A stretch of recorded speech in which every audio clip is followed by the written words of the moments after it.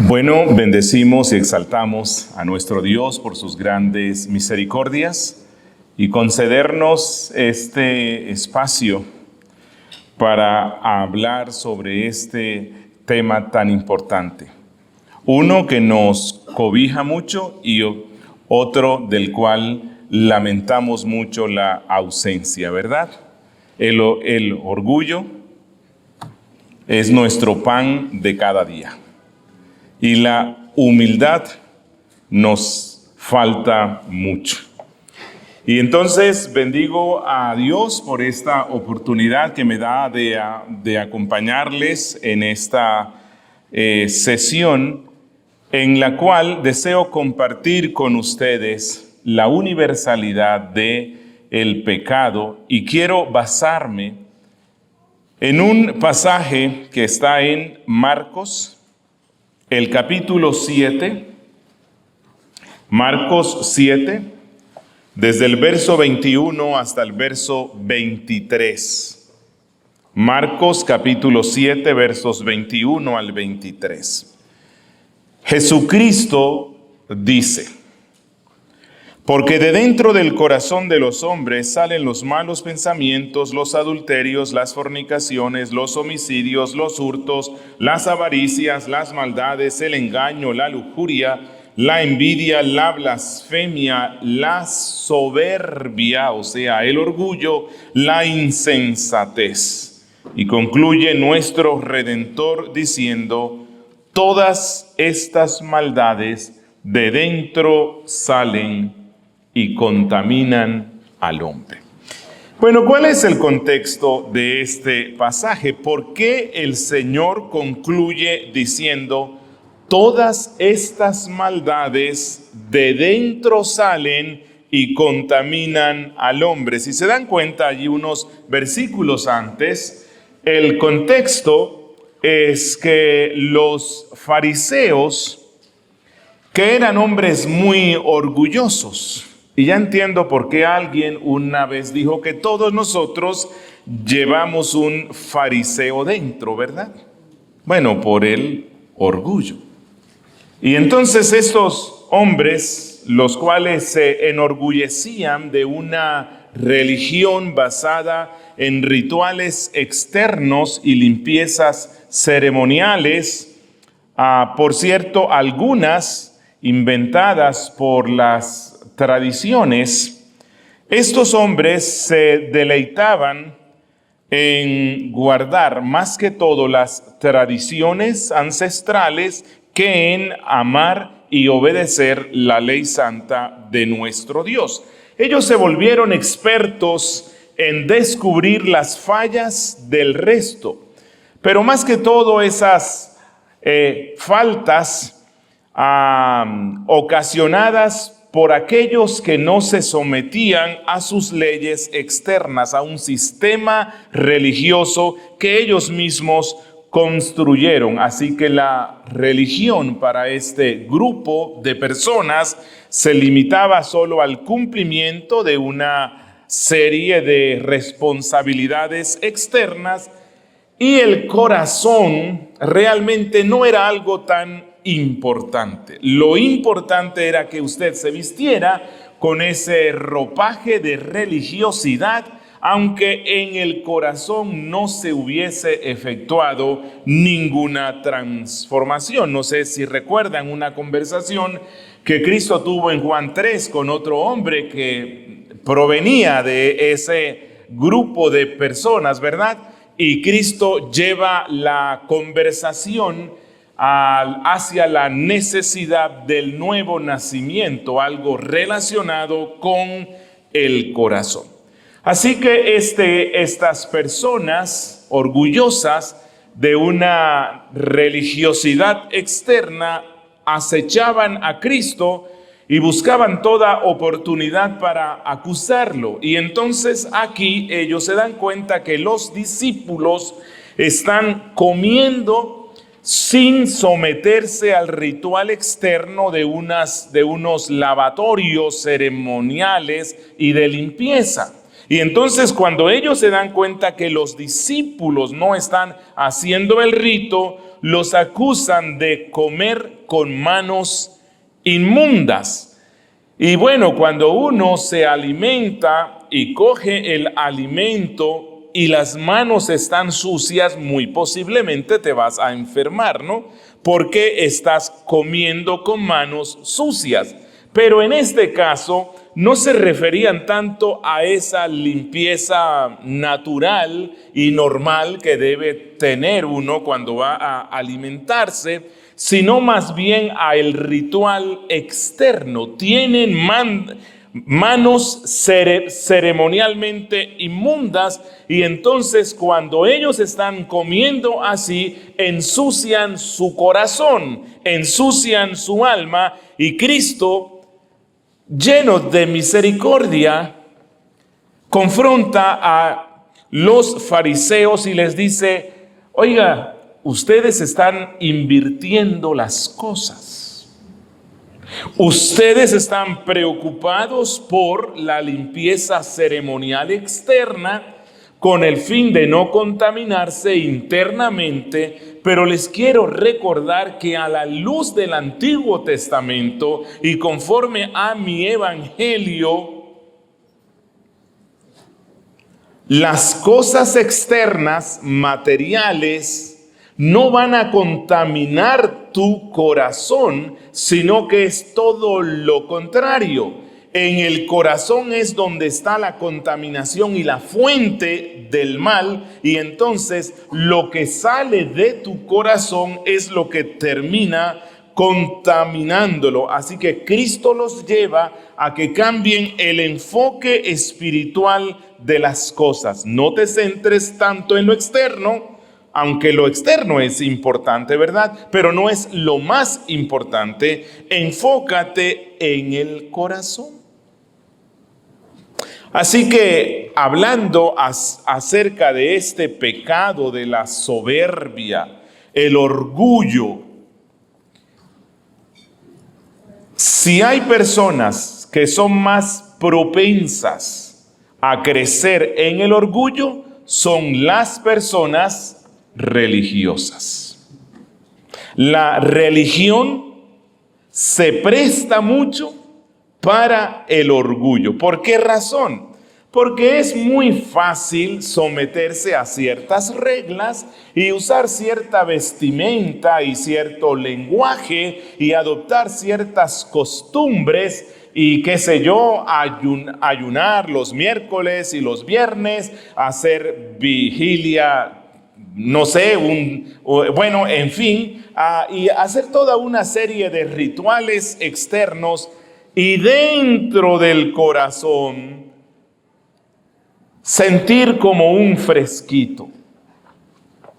¿Recuerdan al publicano cuando él entra a la casa del Señor, verdad? Y él no se atreve ni a levantar la vista, pero al lado estaba el fariseo, que puedo ser yo y puede ser tú.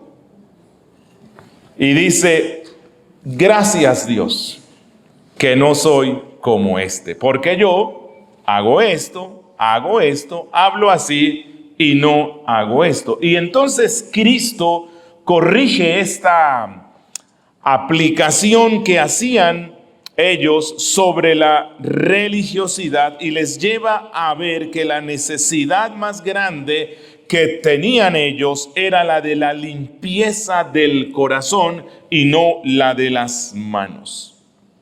Que un corazón limpio por la gracia de Dios indefectiblemente, automáticamente irradiará esa limpieza hacia el exterior y no a lo contrario.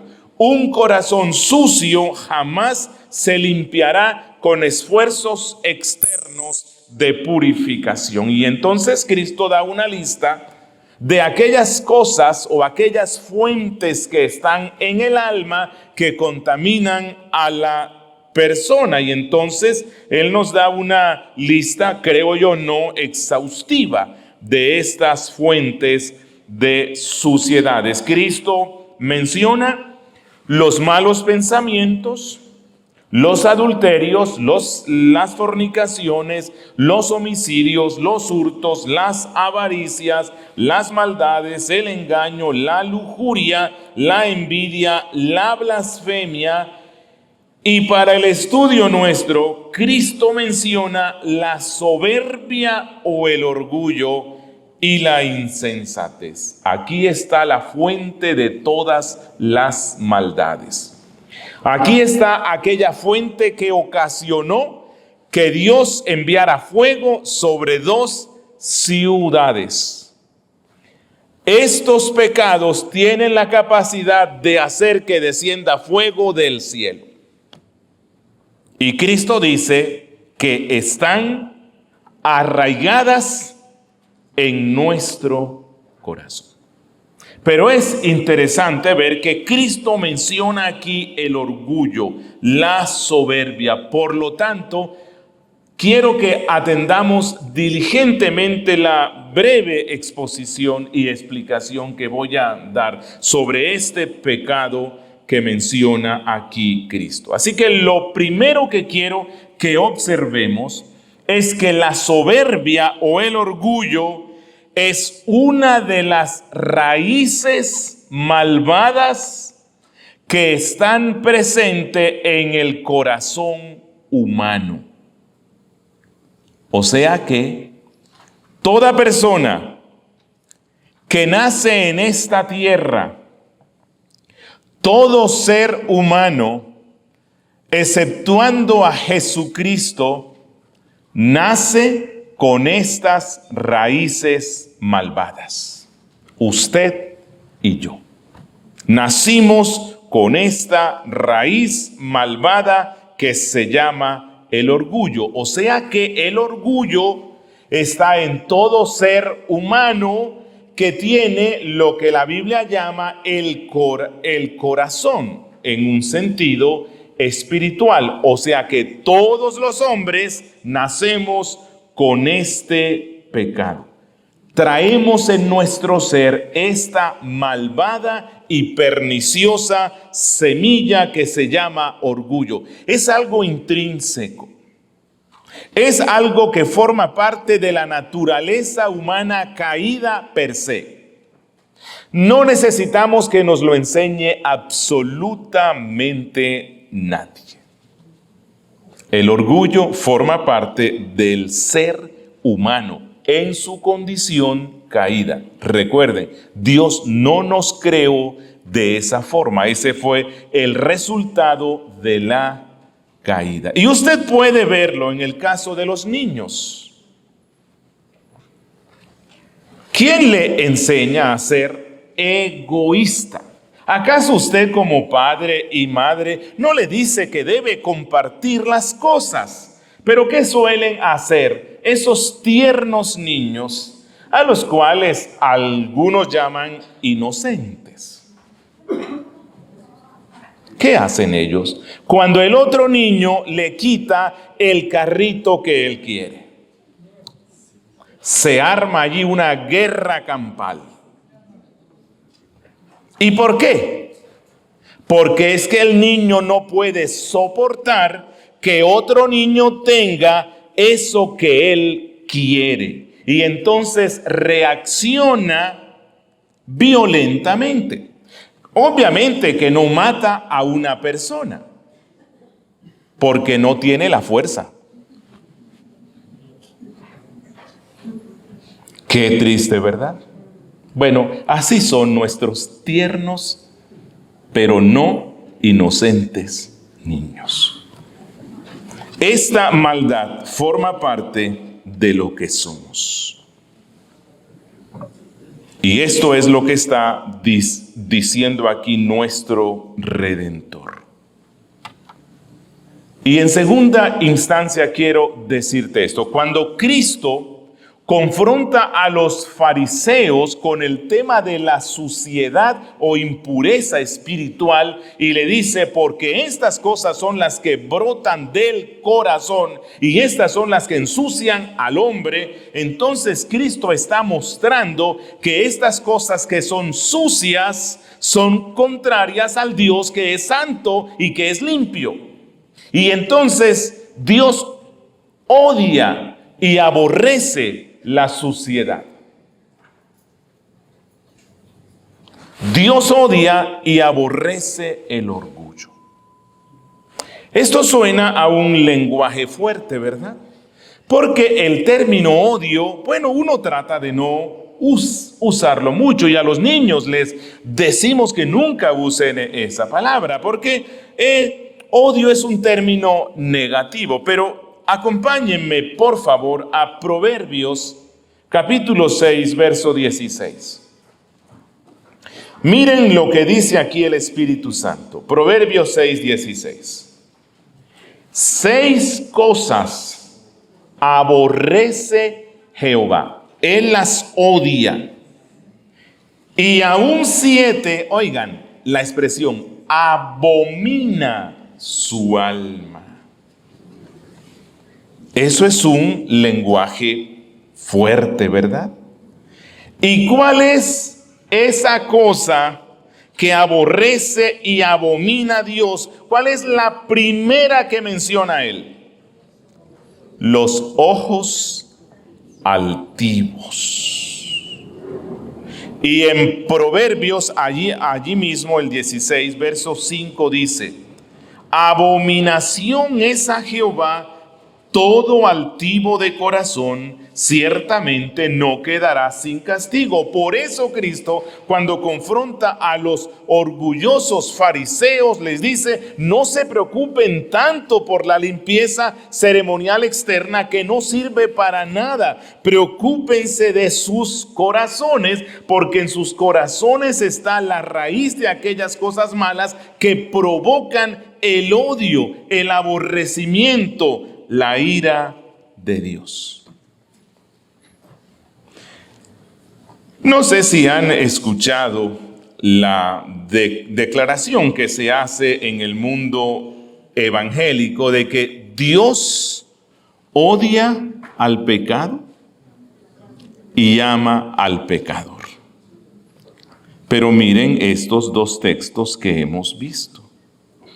O sea, Dios no solo odia o aborrece la arrogancia, sino que Dios odia al arrogante.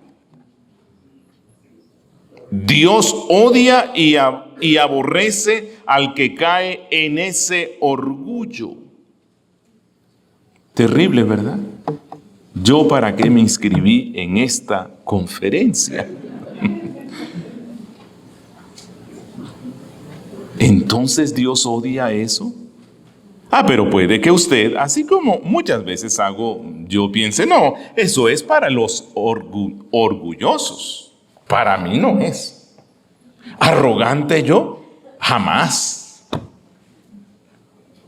Solo observemos u observa tú las discusiones que tienes con tu esposa o tu esposo y te vas a dar cuenta de cuán arrogante eres.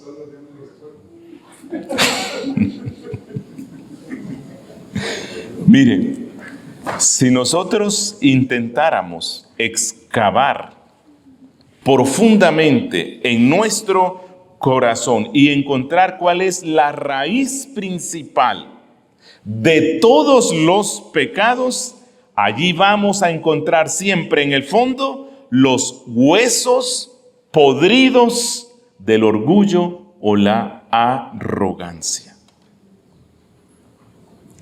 Ese pecado se encontró en el corazón del diablo y fue la raíz de todo el mal que hay en el mundo. Miren en el pasaje que ya nos mencionaban antes de Isaías 14:14, dice, sobre las alturas de las nubes subiré y seré semejante al Altísimo. Bueno, esa raíz de pecado que ocasionó que ángeles que fueron hechos santos fueran castigados por Dios y arrojados a la tierra, ese pecado hizo que nuestros primeros padres fueran arrojados de aquel sitio que representaba al cielo en la tierra, es decir, el paraíso. Subiré a las nubes y seré como Dios. ¿Cuál fue la primera mentira que el diablo le dijo al hombre? Seréis como Dios. Despertó allí el orgullo nuestro. Y aquí en Proverbio 16 es interesante ver que cuando se mencionan a los ojos altivos, no se refiere tanto a cómo me están viendo a mí. Oh, me están viendo altivo, alto. No. Es como yo estoy viendo al resto. Los estoy viendo como inferiores a mí y yo me estoy viendo muy alto. Envanecido en mi propio valor. Envanecido en lo que pienso que yo soy en comparación con el resto. Y Proverbios dice, Dios odia ese pecado y Dios odia a los que lo cometen. Y en Santiago, el capítulo 4, versículo 6, miren que esto es un lenguaje fuerte, hermano, que si nosotros le prestáramos atención seria a lo que la Biblia dice y tomáramos en serio lo que la Biblia dice, ya entenderíamos por qué Isaías en el capítulo 6, cuando ve la santidad de Dios y a los ángeles que dicen, Santo, Santo, Santo, él exclama, oh, qué rico estoy en el culto más hermoso que hay en el mundo, el culto en el cielo, voy a brincar y a danzar. ¿Qué hizo él? ¡Ay de mí, que soy muerto! Él pudo ver su orgullo. ¿Recuerdan al apóstol en Romanos cuando él dice, miserable de mí, ¿quién me librará de este cuerpo de muerte? Y entonces algunos piensan, oiga, pero ese Pablo tuvo que ser tremendo. ¿Ah? ¿Qué pecados aberrantes cometió él? No. Lo que sucede es que cuando uno toma en serio el espejo de la palabra, en serio, y uno deja ser confrontado por ella, entonces frecuentemente voy a decir, ay de mí que soy muerto.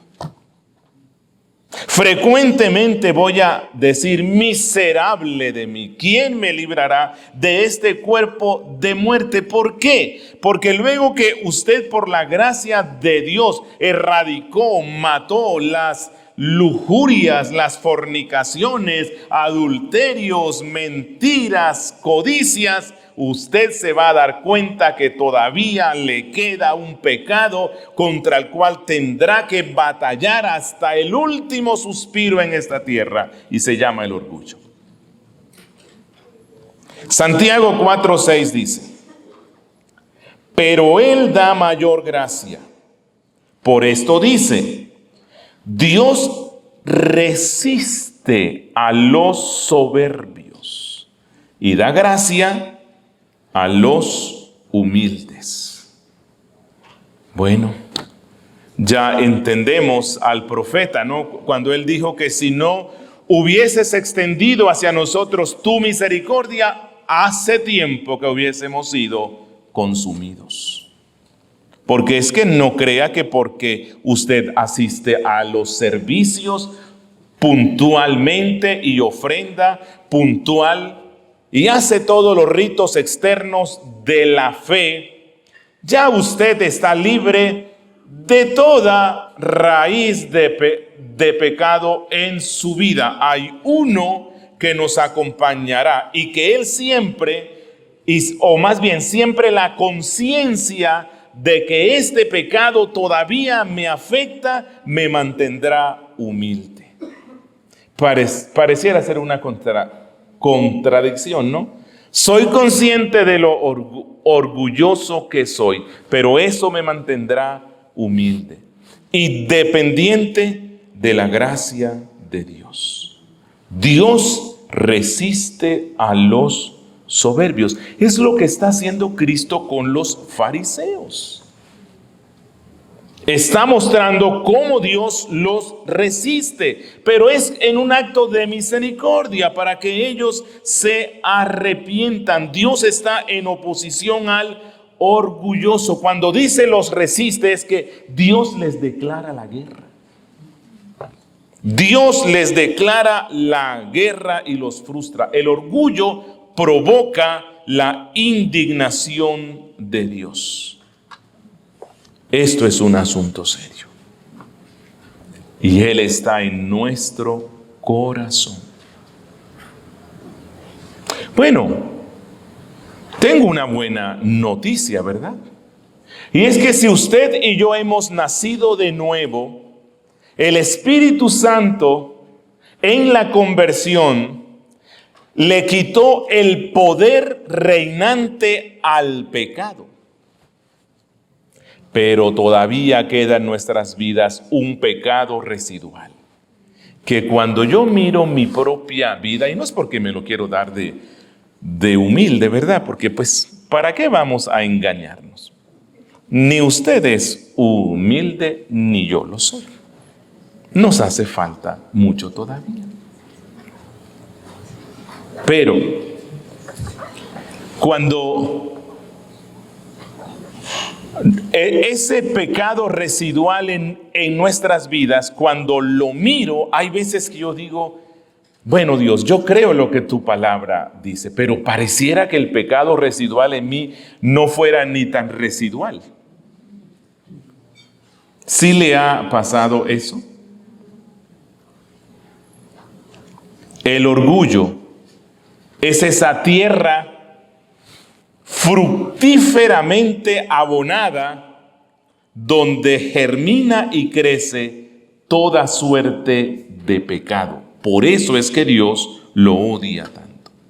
Y el orgullo siempre conduce a la caída, al tropiezo y a la destrucción. Regresemos a Proverbios 16, que es una ampliación de lo que Cristo dice aquí en este texto. Miren en Proverbios 16, versos 18 al 19. Antes del quebrantamiento es la soberbia, el orgullo. Y antes de la caída, la altivez de espíritu. Mejor es humillar el espíritu con los humildes que repartir despojos con los soberbios, con los orgullosos. Así que ese es un principio claro en la Biblia. Primero viene el orgullo y luego viene la destrucción. Pero somos tan tontos, ¿verdad? Somos tan tontos que nos cuesta prever que si me mantengo en el orgullo, las consecuencias van a ser terribles. Y lo vimos con el diablo, Satanás.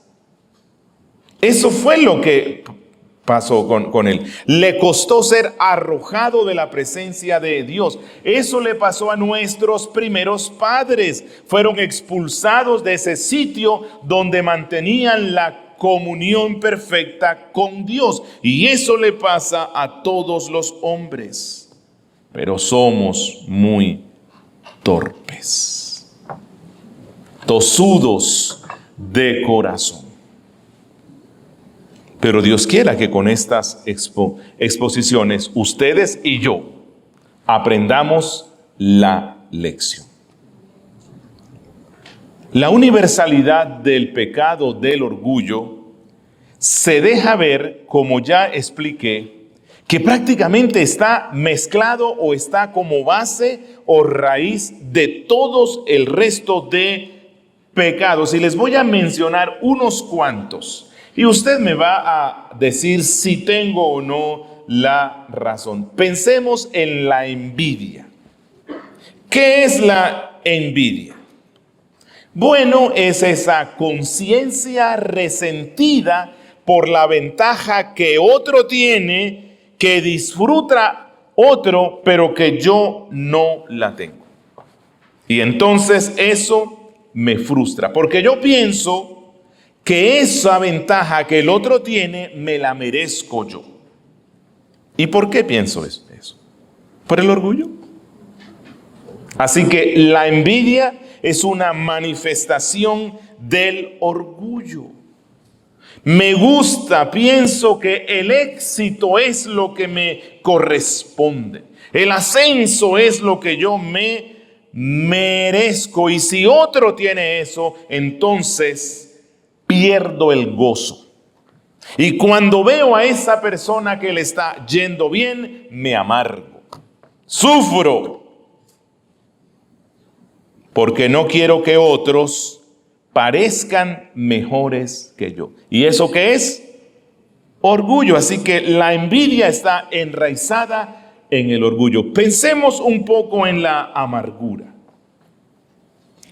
Bueno, ese sentimiento amargo que experimentamos cuando alguien nos ha ofendido. O cuando alguien no nos da lo que uno cree que le debe dar. Cuando alguien nos ha defraudado, no ha cumplido con lo que nosotros pensábamos que nos debía dar. Y eso nos lleva a la amargura. Sí les ha pasado, ¿verdad? Eso. Sí, bueno, no sé, pero en mi caso sí, ¿verdad? Hay veces que en la mañana me despierto y veo a mi esposa y no la saludo, ¿verdad? Porque es que ella se debe sujetar y ayer no se sujetó a mí. Ella me debe dar la sujeción a mí. Y entonces no le hablo. Que sienta el peso de haberse ido en contra de la cabeza de la casa. Bueno, pues también pasa que hay veces que el esposo se extraña, que la esposa no lo mira, le prepara tal vez la comida, se la sirva y se la pone allí y no le dice nada. Y dice, bueno, ¿y qué le pasó? Bueno, porque él no le dio lo que ella cree que le debe dar. Y pueden ser cosas lícitas. Y cosas que la Biblia manda que el esposo le dé a la esposa. Pero resulta que la cosa no funciona de esa forma. Porque realmente eso lo que expresa es el orgullo. La amargura es una expresión del orgullo porque el otro no me dio lo que yo creo que me debe dar. Bueno, hay que ir a Efesios, ¿no? El capítulo 5, en el último versículo, y este no es una exposición para matrimonios, pero me encanta siempre decir esto porque yo conozco las luchas. Dice Pablo, por lo demás, cada uno ame a su esposa y la esposa reverencie a su esposo. Uy, ese término sí que es a mi esposo. No, nunca jamás. O sea, ¿tú quieres que tu esposa te respete? Ámala. ¿Quieres que tu esposo te ame? Respétalo. No te llenes de amargura cuando no te da lo que tú sabes que te debe dar, que no te conduzca a la amargura, porque eso es una expresión del orgullo. Ya ven que el orgullo está más infiltrado en nuestra vida diaria de lo que uno piensa. Pensemos en el conflicto. ¿Por qué surgen los conflictos? Por ese deseo competitivo de ser el número uno. Por ese deseo competitivo de ser reconocido por el resto. El deseo de poder, el deseo de autoridad, el deseo de elogios. ¿Qué es eso? Orgullo. Y pensemos en otro pecado más, el engaño. ¿Por qué mentimos? ¿Por qué engañamos al resto? ¿Por qué muchas veces hablamos ambiguamente y confusamente en vez de hacerlo de una forma clara y franca? Normalmente porque esperamos obtener algo que creemos merecer y entonces si no me lo dan a las buenas, me lo dan por engaño. Y yo soy el que engaño. En el fondo, eso es orgullo. Y hay más, pero el tiempo corre raudo, ¿verdad? Así que el orgullo es el pecado más común que permea la naturaleza humana, porque todos nosotros llevamos un fariseo dentro. Nacemos fariseos y rebeldes contra Dios. Si han escuchado que en la psicología contemporánea se le dice a las personas que para que aprenda a solucionar sus conflictos interpersonales y ame al resto, primero debe amarse a sí mismo. Y en esta combinación de psicología y cristianismo, el pastor psicólogo cristiano dice cuando el Señor nos manda a que amemos al resto como a nosotros mismos, dice, ve, primero hay que amarse a uno mismo para que luego ames al resto. Pero eso no es lo que dice Cristo, es todo lo contrario. Naturalmente nosotros nos amamos mucho a nosotros mismos porque somos orgullosos. Así que dice Cristo, bueno, con ese amor hacia ti mismo natural, exagerado que tú tienes, ama a tu prójimo. ¿Sí? El orgullo nos lleva a pensar que nacemos siendo muy buenos. Y si llegamos al cristianismo, ahí sí que nos consideramos los súper buenos. Pero lo que Cristo está diciendo aquí es, ni tú, fariseo, que te consideras tan bueno con la capacidad de juzgar y despreciar a los discípulos del Rey de Reyes y Señor de Señores, qué osadía tan grande, ¿verdad? Porque ellos juzgan y desprecian a los que sirven al Rey de Reyes.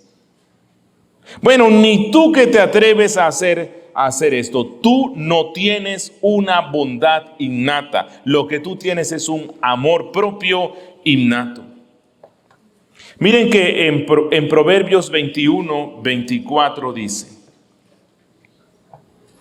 soberbio, presuntuoso y escarnecedor es el nombre del que obra con saña y soberbia, o sea, con orgullo, soberbio, presuntuoso y escarnecedor.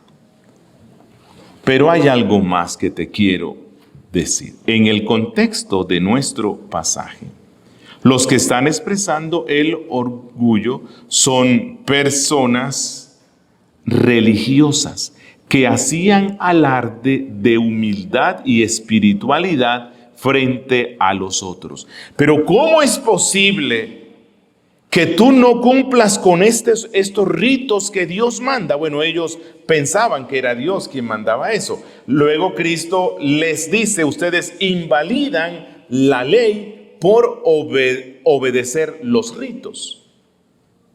Y entonces ellos se presentan con humildad. Es que ¿cómo es posible que tú no te sometas a la palabra de Dios que dice que te laves las manos varias veces antes de que comas? Y hacían entonces oraciones largas en las vías públicas, plazas, para que vieran cuán humildes y dependientes eran ellos de Dios. Y menciono esto porque quiero concluir en el listado de las características del orgullo aquí. Es que el orgullo es un pecado muy sutil, demasiado sutil. Él gobierna nuestros corazones sin ser detectado y nos engaña. Oiga, tan astuto como la serpiente es el pecado del orgullo, que se disfraza usualmente de humildad. Y eso lo hace más terrible. Se disfraza de humildad. Un gran expositor en el siglo XIX dijo que el orgullo es el peor vicio y el más difundido porque infecta incluso a los que parecen más humildes. Qué susto, ¿verdad? Bueno, no es que vamos a andar con susto, pero esto es a lo que la Biblia llama el temor de Jehová. Y debemos hacer como hacía el salmista. Escudriñame, oh Dios, y muéstrame el camino de perversidad en el que ando, para que yo ande conforme a tu santa ley. El orgullo es un pecado más terrible de lo que uno piensa. Y a causa del orgullo, muchos en la Biblia sufrieron terribles consecuencias. Que cuando estemos convencidos de nuestra humildad, ¿cómo es posible que mi esposo me haya dicho eso cuando yo soy la que tengo la razón? ¿Cómo es posible que mi esposo, que mi padre, que el pastor, que el diácono haya hecho esto contra mí? Es que yo hice las cosas bien. Injusticia, decimos, ¿verdad? Pero muchas veces quien habla allí, quien piensa allí es el orgullo. Que cuando eso venga, cuando uno esté jactándose de esa humildad, nos acordemos de las consecuencias del orgullo. Lucifer quiso ser igual a Dios y terminó expulsado del cielo. Adán y Eva se consideraron más justos, buenos que Dios y quisieron ser como Él, y la consecuencia fue la miseria, trayendo maldición sobre la creación. ¿Recuerdan a los constructores de una torre? Génesis, ¿no? Una torre bien alta. Deseaban tener un nombre propio, que llegara hasta el cielo, hasta la presencia de Dios. ¿Cuál fue la confusión? Lo contrario de lo que pensaban ellos. Buscaban la unificación de la raza humana en un pueblo que hiciera guerra contra Dios y contra su ungido, y el resultado fue la dispersión. Siempre los resultados del orgullo son lo contrario de lo que uno busca. Faraón, ¿lo recuerdan? ¿Quién es Jehová para que yo oiga su voz? Bueno, eso le causó la muerte de su primogénito, la ruina de su nación y la muerte de su ejército. ¿Recuerdan a Nabucodonosor? ¿No es esta la gran Babilonia que yo edifiqué? ¿Cuál fue la consecuencia? Ser tratado como una bruta bestia. Herodes aceptó el encomio y adoración del pueblo. ¿Cuál fue el resultado? Que allí muere instantáneamente, golpeado por el ángel de Dios. Diótrefes, en una iglesia local. Su orgullo lo lleva a ambicionar el primer lugar en la iglesia y terminó siendo reprendido públicamente, que hasta nosotros en el continente sudamericano nos enteramos, ¿no?, de la reprensión que le hicieron. Pero quiero decirte esto. Jesucristo, cuando hizo esta declaración, lo hizo como una muestra de gracia, de misericordia. Cuando la Biblia, como un bisturí, hiere la carne y la abre, no es porque Dios quiera martirizarnos, es porque Dios quiere bendecirnos descubriendo el cáncer, el tumor y sacándolo. ¿Eso duele? Yo sé que hoy estamos un poco dolidos por el bisturí que nos está abriendo, pero eso es una muestra de gracia. Recuerden, y es algo que voy a enseñar, si Dios quiere, mañana. Jesucristo es el modelo perfecto de la verdadera humildad. Pero Él no solamente es el modelo, Él es la fuente de toda gracia que perdona nuestra iniquidad. Primera de Juan 1:9. Si confesamos nuestros pecados, Él es fiel y justo para perdonar nuestros pecados y limpiarnos de toda maldad. Espero que los pocos orgullosos que nos encontramos aquí hoy saquemos un buen tiempo para ir a la cruz, pedir perdón, y que nuestro ruego hoy sea: Dios, mañana y hoy en la exposición que continúa, llévanos a ver el poder de tu gracia para vencer esa raíz de pecado tan terrible en nuestras vidas. Oremos. Padre nuestro, una vez más, gracias por tu gran misericordia al darnos las sagradas escrituras, las cuales nos confrontan y descubren nuestro corazón. Pero gracias porque tú nos muestras por medio de la misma Biblia que en Cristo hay gracia, hay perdón y transformación. Bendícenos, oh Dios, en Cristo Jesús. Amén.